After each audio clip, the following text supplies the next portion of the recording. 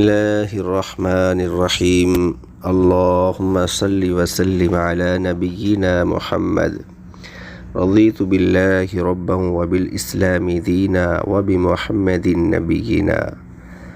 حضرت علی رضی اللہ تعالی عنہ نے ارشاد فرمایا، گناہوں کی دنیاوی سزا یہ ہے کہ عبادت میں سستی رونما ہو جاتی ہے، معیشت میں تنگی پیدا ہو جاتی ہے، کھانے کی لذت میں کمی ہو جاتی ہے۔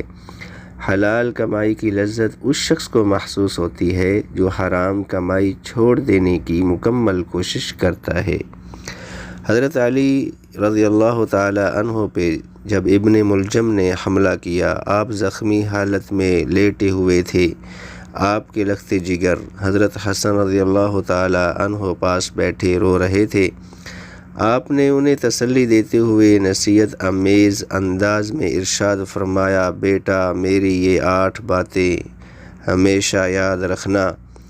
نمبر 1، انسان کی سب سے بڑی دولت عقل ہے۔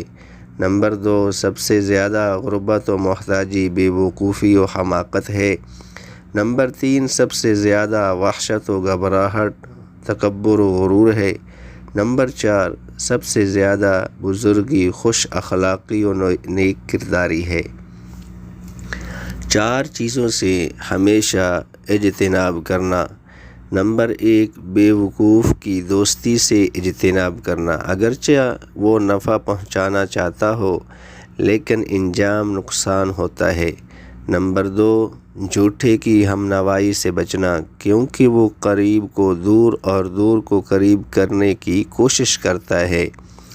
نمبر 3، بخیل کا ساتھ دینے سے بچو، کیونکہ بخیل دوست تم سے ان چیزوں کو چھڑا دے گا جس کی تمہیں سخت ضرورت ہوگی۔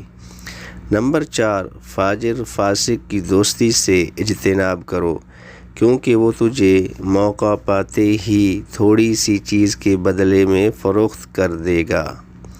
حضرت علی رضی اللہ تعالی عنہ کے یہ انمول ارشادات ہیں، اگر ہم اس کے اوپر عمل کریں تو انشاءاللہ تبارک و تعالی دین و دنیا آخرت میں ہماری جو کامیابی ہے وہ یقینی ہے۔